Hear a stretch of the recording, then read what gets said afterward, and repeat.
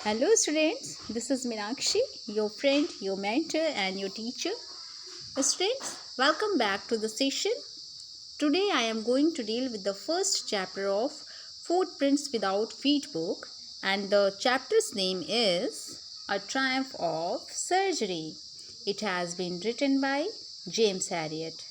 Students, James Harriet ने इसमें surgery की ट्रायम्फ को बताया है. What is the meaning of Triumph? Triumph means होता है विक्ट्री, सक्सेस, टू विन यानी जीत.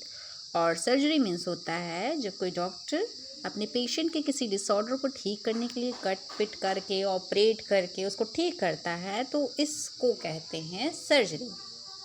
तो आइए चैप्टर के समरी को जानते हैं और ये जानते हैं कि ये सर्जरी की कैसी ट्रायम्फ थी. So let's start the summary of the chapter. इस चैप्टर के राइटर ही नरेटर भी हैं. मिस्टर हैरियट चैप्टर के नरेटर हैं. मिस्टर हैरियट बताते हैं कि एक लेडी हैं, वो बहुत रिच लेडी हैं, उनका नाम है मिसेस पम्फ्री. उनके पास एक डॉग है जिसको कि वो बहुत प्यार करती हैं, उसका नाम है ट्रिकी. तो मिस्टर हैरियट बताते हैं कि इस बार जब मैंने ट्रिकी को देखा तो बहुत ज़्यादा परेशान हो गया. क्यों? Because tricky became hugely fat. Tricky बहुत मोटा हो गया है. और अब बताएंगे उसके अपीयरेंस को. कैसा हो गया है ट्रिकी? ट्रिकी हो गया है लाइक अ ब्लॉटेड सॉसेज जैसा. ब्लॉटेड सॉसेज क्या होता है? ब्लॉटेड सॉसेज होता है फूला हुआ कबाब. ट्रिकी जो है फूले हुए कबाब की तरह हो गया है. उसकी आइज़ कैसी हैं? Bloodshot rheumy eyes. उसकी आइज़ एकदम रेड हैं, र्यूमी. आँखों में चिपचिपापन है, पानी है. और उसकी जो ज़बान है वो उसके जबड़े से, उसके मुंह से बाहर लटक रही है. जब ट्रिकी को इस तरीके से देखा मिस्टर हैरियट ने, तो उन्होंने मिसेस पम्फ्री से उसकी इस कंडीशन के बारे में जाना चाहा. वो बीमार सा लग रहा था. तो मिसेस पम्फ्री कहती हैं, वो एक्चुअली मिस्टर हैरियट, मैंने सोचा कि ये बहुत ज़्यादा सुस्त सा था और ये किसी एक्टिविटी में बिल्कुल पार्टिसिपेट नहीं कर रहा था, तो मुझे लगा शायद इसको माल न्यूट्रिशन की प्रॉब्लम हो. माल न्यूट्रिशन मीन्स होता है कुपोषण. तो मिसेस पम्फ्री कहती हैं कि मुझे लगा कि शायद इसको माल न्यूट्रिशन की प्रॉब्लम है, इसी वजह से मैंने इसको मील्स के बीच में कुछ एक्स्ट्रास देना शुरू किया. और वो एक्स्ट्रास क्या थे वो बताती हैं. वो उन्होंने ट्रिकी को माल्ट देना शुरू किया यानी जौ देना शुरू किया. Cod liver oil. Cod liver oil, cod एक मछली होती है, उसकी लिवर का ऑयल देना शुरू किया, जो कि विटामिन्स की कमी को परफेक्ट करती है. विटामिन की कमी उनको लगा होगा कि ट्रिकी के अंदर है, इसीलिए उन्होंने कॉड लिवर ऑयल देना शुरू किया. बोल ऑफ हॉर्लिक्स देना शुरू किया, जिससे कि ट्रिकी को प्रॉपर नींद आ सके, प्रॉपरली वो सो सके. और ये क्या थे? ये एक्स्ट्रास थे. मील जो था उसके बीच बीच में ये सब उनके एक्स्ट्रास थे. तो जब ये डाइट सुनते हैं मिस्टर हैरियट, तो वो सोचते हैं कि इतना ज़्यादा ये मोटा हो गया है और एक्स्ट्रास में ये सब दिया जा रहा है. तो वो पूछते हैं उनसे, अच्छा ये बताइए, आप इसको प्लेंटी ऑफ एक्सरसाइज करवाती हैं कि नहीं? पर्याप्त एक्सरसाइज, व्यायाम वगैरह होता है? तो कहते हैं हेजिटेट होके, वो एक्चुअली मिस्टर हैरियट, मैं इसको जैसे कि आप देख ही रहे हैं, मैं इसको ऐसे वॉक थोड़ा बहुत करवा देती हूँ, क्योंकि हमारा जो गार्डनर है हॉटकिन जो है, उसको थोड़ी लम्बैगो की प्रॉब्लम हो गई. लम्बैगो मतलब उसको थोड़ा पेन होता है, थोड़ी उसको दिक्कत है इस समय. तो इसलिए इधर भी जिसका रिंग थ्रोइंग वाला जो एक्टिविटी है, एक्सरसाइज है, वो हो नहीं पा रहा है. मैं ही थोड़ा बहुत इसको जो है वॉक पे लेके निकल जाती हूँ. फिर मिस्टर हैरियट पूछते हैं कि अच्छा ये बताइए, मैंने कहा था इसके स्वीट्स को आप कट डाउन कीजिए, कम कीजिए, क्या आपने उसको किया कि नहीं? तो वो बोलती हैं actually mister Harriet he loves sweets very much. तो उसको स्वीट्स इतनी ज़्यादा पसंद है उसको, तो मैं कैसे उसको रिफ्यूज़ करूँ? उसको क्रीम केक, उसको चॉकलेट्स बहुत ज़्यादा ट्रिकी को पसंद है, तो मैं रिफ्यूज़ नहीं कर पाती उसको देने से. तो डॉक्टर एकदम वो हो जाते हैं, सरप्राइज़ हो जाते हैं कि इतना ज़्यादा इसको खिला रही हैं, प्लेंटी ऑफ एक्सरसाइज भी नहीं है. तो बोलते हैं कि मिसेस पम्फ्री, अगर ऐसे ही रहा तो ट्रिकी जो है बहुत जल्द बहुत ज़्यादा बीमार पड़ने वाला है, अगर आपने केयर नहीं की तो. और वो बोलते हैं, एंड आई मीन इट, ये मैं बिल्कुल एकदम सीरियसली कह रहा हूँ कि सच में ये बीमार पड़ जाएगा. तो मिसेस पम्फ्री बोलती हैं कि अरे नहीं मिस्टर हैरियट, मैं बिल्कुल आपने जैसे कहा है मैं बिल्कुल वैसे ही फॉलो करूँगी और मैं सब ध्यान रखूँगी और ये कह के वो दोनों ट्रिकी और मिसेस पम्फ्री चले जाते हैं। उनको जाते हुए मिस्टर हैरियट देखते हैं और बेचारे ट्रिकी के ऊपर उनको थोड़ी दया भी आती है। मिस्टर हैरियट को ये पूरा विश्वास था कि कुछ ही दिनों में मिसेस पम्फ्री की कॉल ज़रूर आएगी, क्योंकि ट्रिकी ज़रूर बीमार पड़ने वाला है। और ऐसा ही होता है। मिसेस पम्फ्री की कॉल आती है मिस्टर हैरियट के पास और वो कहती हैं कि मिस्टर हैरियट, ट्रिकी बहुत ज़्यादा बीमार हो गया है। वो अपनी फेवरेट डिशेस भी रिफ्यूज़ कर रहा है खाने से और वो बिल्कुल सुस्त है, कुछ करना नहीं चाह रहा है। उसको वॉमिटिंग भी हो रही है और वो एक रग में बैठ के सिर्फ दिन भर हाँफता रहता है। वो ना कुछ करना चाह रहा है, ना कुछ खाना चाह रहा है। वो बहुत ज़्यादा बीमार हो गया है।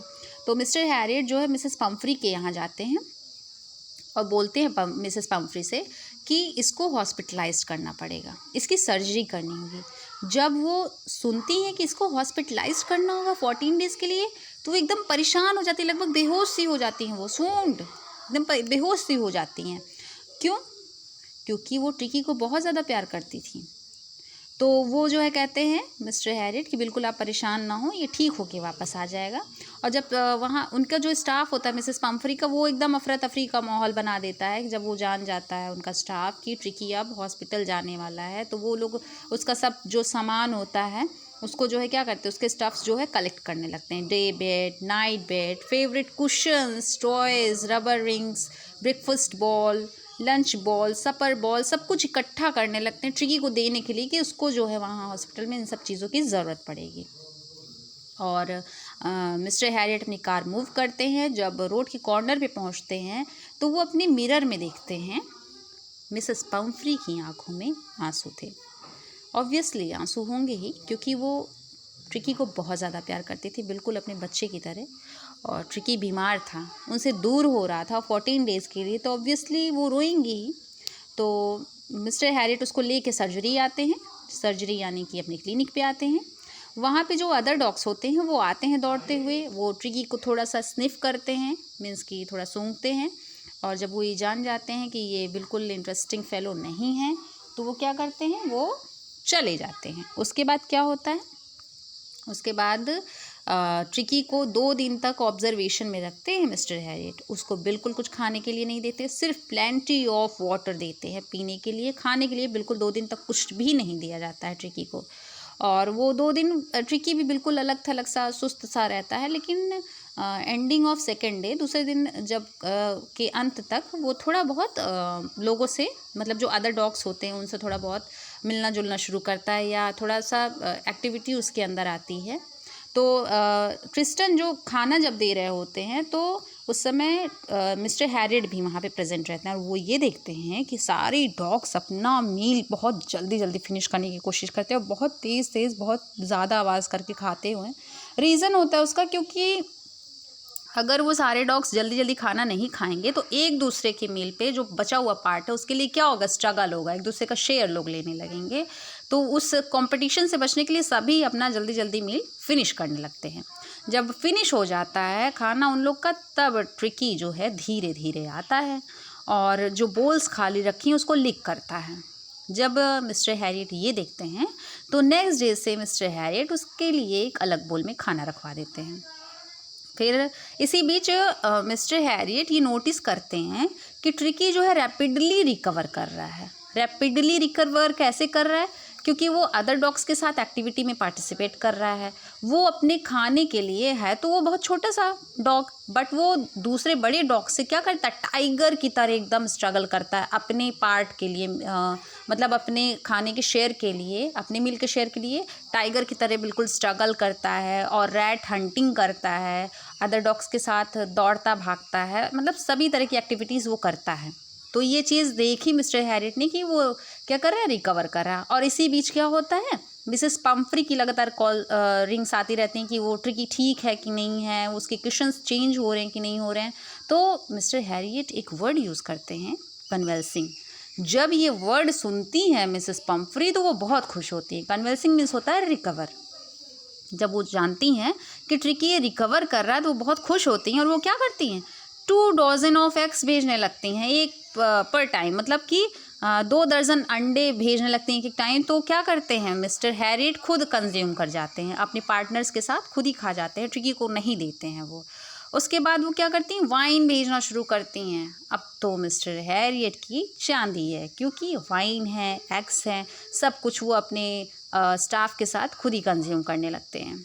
उसके बाद मिसेस पम्फ्री क्या करती हैं, ब्रांडी भेजना शुरू कर देती हैं। भेजती तो वो सब कुछ ट्रिकी के लिए हैं, लेकिन मिस्टर हैरियट खुद इंजॉय करते हैं सारी चीज़ों को। फिर मिस्टर हैरियट सोचते हैं कि इतनी सारी चीज़ें वो खाने पीने के लिए भेज रही हैं, क्यों ना ट्रिकी को अपने पास हमेशा के लिए रख लिया जाए। तो लेकिन चूँकि मिसेस पम्फ्री ट्रिकी के लिए बहुत ज़्यादा परेशान थी और ट्रिकी अब ठीक भी हो रहा था, तो मिस्टर हैरियट सोचते नहीं, अब उसको भेज देते हैं। 14 डेज़ भी होने वाले हैं। फिर वो मिसेस पम्फ्री को कॉल करते हैं और बोलते हैं कि आपका ट्रिकी जो है ठीक हो गया, ही इज़ फाइन नाउ, अब आप उसको अपने साथ ले जा सकती हैं। ये कहने के कुछ ही मिनटों में, विद इन फ्यू मिनट्स, क्या होता है, मिसेस पम्फ्री की 30 मीटर लंबी मेटल आके रुकती है। 30 मीटर लंबी कार आके उनकी रुकती है और उसमें मिसेस पम्फ्री बैठी हुई हैं। जब डॉक्टर उनके पास जाते हैं मिस्टर हैरियट, तो वो कहती हैं डॉक्टर सब ठीक तो है ना। उनके होंठ एकदम कपकपा रहे होते हैं। वो बोलती हैं कि सब ठीक तो है ना, ट्रिकी ठीक तो है ना। तो फिर मिस्टर हैरियट बोलते हैं हाँ, अब वो एकदम ठीक है, आप बिल्कुल परेशान ना हो, आप उसको लेके जाइए। मिसेस पम्फ्री को मिस्टर हैरियट ट्रिकी वापस कर देते हैं और मिसेस पम्फ्री बहुत खुश होती हैं और वो खुश होके बोलती हैं कि mister Harriet, how can I thank you, मैं आपको कैसे धन्यवाद दूँ, आपने मेरे लिए क्या किया है। ट्रिकी इतना बीमार था, आपने उसको ठीक कर दिया है। और उसके बाद लास्ट में मिसेस पम्फ्री बोलती हैं कि this is a Triumph of surgery, यानी कि ये वास्तव में सर्जरी की जीत है। और यहीं पे हमारा चैप्टर ख़त्म हो जाता है। तो इस चैप्टर की थीम यही है स्टूडेंट्स कि जो ट्रायम्फ है सर्जरी की, वो ये थी कि मिस्टर हैरियट ने कोई सर्जरी नहीं की। सर्जरी कैसी थी ये, सिर्फ उसकी जो ओवर ईटिंग थी उसको उन्होंने क्या कर दिया, कम कर दिया। ओवर ईटिंग नहीं करने दी, जो वो बिल्कुल कोई एक्टिविटी नहीं करता था उसको एक्टिविटीज़ कराई, एक्सरसाइज एक तरीके से कह सकते हैं, वो सब करवाया गया। Without any medication, without any cut pit, without any surgery, Tricki जो है ठीक हो गया। और यही है triumph of surgery. Over eating करने से रोका गया और एक्सरसाइज में पार्टिसिपेट कराया गया। यही इसका आप सेंटर पॉइंट समझ सकते हैं। तो आई होप कि आपने ये चैप्टर बहुत ज़्यादा इन्जॉय किया होगा। आप लोग खूब अच्छे से पढ़ाई कीजिए, बाकी हम अपनी अगली क्लास में पढ़ेंगे। That is all for today. Thank you so much.